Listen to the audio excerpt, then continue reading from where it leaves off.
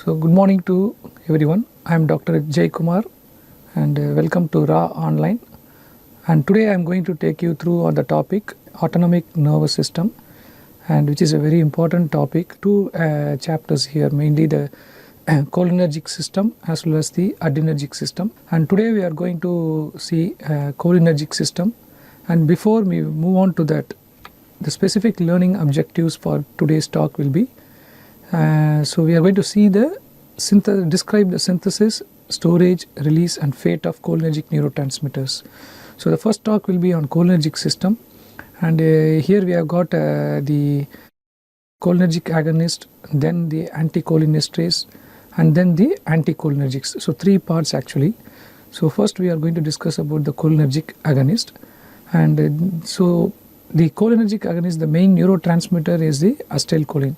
So we are going to see the synthesis, storage and release of the acetylcholine, and the classification of the cholinergic receptors and its locations.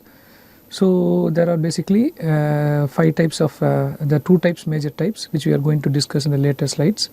And finally coming to the classification of the drugs. And when you come to the classification, we have got two types of drugs. One is directly acting cholinomimetics and indirectly acting cholinomimetics. So this particular talk will be related to the directly acting cholinomimetic drugs with respect to pharmacological effects and its uses, and adverse effects and contraindications. So coming to the nervous system, so we will start with the basic things. The physiological thing is nervous system can be categorized into major central nervous system and peripheral nervous system, and we all know that central nervous system, which includes the brain and the spinal cord, whereas coming to the peripheral nervous system, which can be further classified into somatic and autonomic nervous system. And today's talk will be basically related to more of the autonomic nervous system and with respect to sympathetic and parasympathetic. So coming to the peripheral nervous system, we have got somatic, as I told you. What do you mean by that, somatic systems?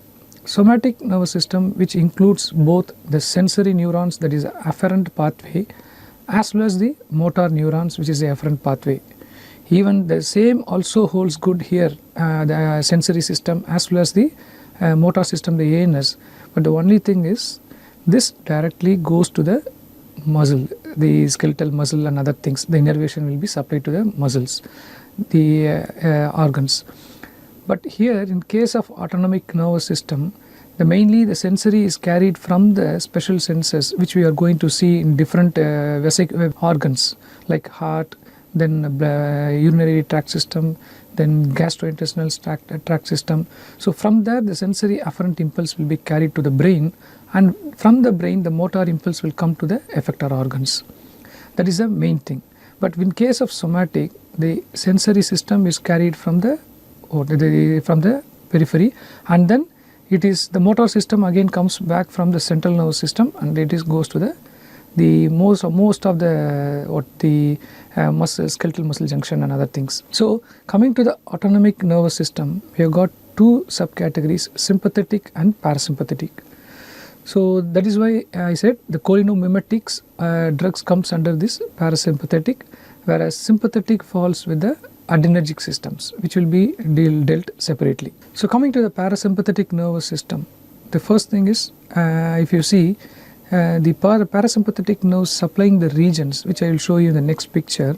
Like if you see the picture here, this is the left hand side, you can see the parasympathetic nervous system, which supplies the eye and then the salivary gland, then it supplies the heart, the bronchial smooth muscles, and then the GIT gastrointestinal tract, then the urinary tract, and finally also the rectum. Whereas this same thing, the sympathetic, they will supply the same organs, but they will have the exact opposite effects, which we are going to see now.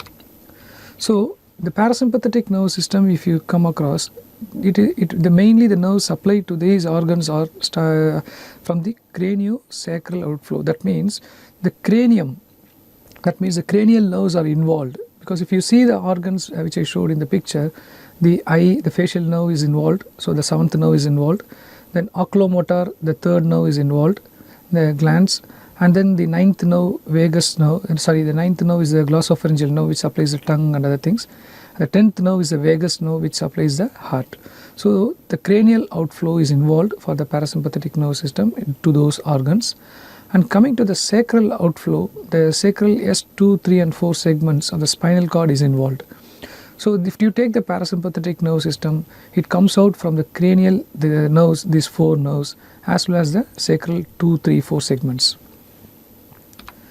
So the cranial nerve, as I told you, it's a third nerve which involves the ciliary muscle of the eye. That is the oculomotor nerve supplies the ciliary muscle of the eye and the circular muscle of the iris. And this is what it's going to be most important when we discuss the pharmacological action of the drugs. Then the 7th nerve also be involved in the parasympathetic nervous system, and from the cranial nerve which supplies the salivary gland, lacrimal gland, and as well as the submaxillary glands. So next is the 9th nerve, which is the glossopharyngeal nerve, which supplies the parotid gland and nasopharynx. And then finally the 10th cranial nerve is the vagus nerve, which supplies the heart, the lung, and the gastrointestinal tract. So whenever you stimulate the parasympathetic nervous system, these particular places, they will release the acetylcholine as a neurotransmitter, and thereby it inhibits inhibits the SA node, AV node in the heart, so thereby causing bradycardia. Whereas in the lungs it can cause bronchoconstriction, whereas GIT it causes all the contractions of the smooth muscles of the GIT. So these are the cranial nerves which are involved in the particular organs, and the most important, the nervous system involved is the parasympathetic nervous system. So as I told you the picture, so what about the parasympathetic nervous system?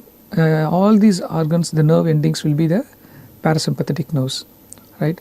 So if you take generally the nervous system, all the parasympathetic, irrespective of parasympathetic or sympathetic, they all arise from the brain. Okay, there is a relay in between the fibers. Like there will be a ganglion here. Okay, before the ganglion it is called the preganglionic nerve fibers. Okay, and after the ganglion it is postganglionic nerve fibers. So you can see the postganglionic fibers, two different organs. Okay, so if you take the preganglionic fibers, okay, arising from the brain for either sympathetic or parasympathetic, that will be only releasing the acetylcholine as a neurotransmitter. But after the ganglion, okay, the postganglionic fibers, majority, if you take the parasympathetic, the neurotransmitter released is acetylcholine.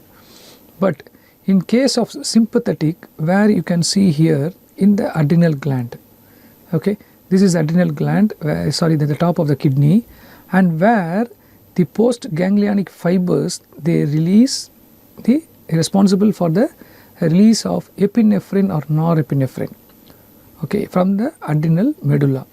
So that is a sympathetic discharge. Okay, whereas suppose in the central nervous system, if you see the postganglionic fibers, they are responsible for the release of dopamine and glutamate. So otherwise, majority the postganglionic fibers for the parasympathetic nervous system, the neurotransmitter is the acetylcholine.